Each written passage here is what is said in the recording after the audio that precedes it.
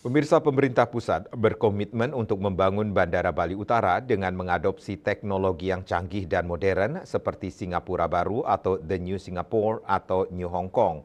Hal ini disampaikan Presiden RI Prabowo Subianto. Karena itu sangat baik.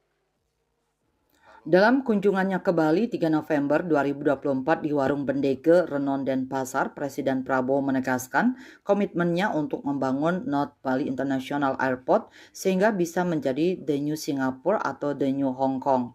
Bangsa Indonesia harus bekerja keras dan berani berpikir yang besar. Bila bagi orang lain tidak mungkin, bangsa Indonesia harus buktikan menjadi mungkin.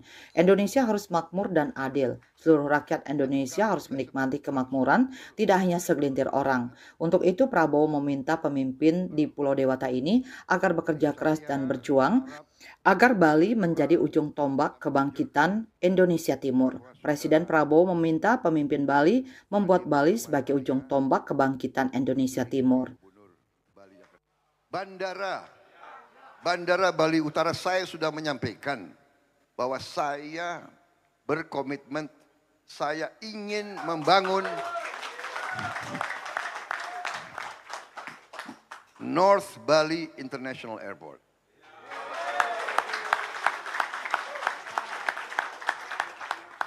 Kita akan bikin Bali mungkin the new Singapore.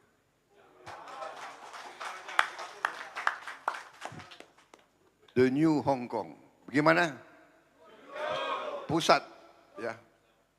Jadi nanti kawasan ini bekerja keras dan kita harus berani berpikir yang besar, berani berpikir yang orang lain mengatakan tidak mungkin, kita buktikan mungkin, saudara-saudara. Dalam pertemuannya saat itu, Presiden Prabowo juga didampingi calon gubernur Made Mulyawan Arya alias Digaca dan calon wakil gubernur Putu Agus Suratjana PAS atau Mulia PAS. Tokoh-tokoh seperti DPD RI, Ide Bagus Rai Dharma Wijaya Mantra, Made Mangku Pastike, serta kader dan calon wali kota dan bupati di sejumlah kabupaten kota. Tim Liputan Bali TV.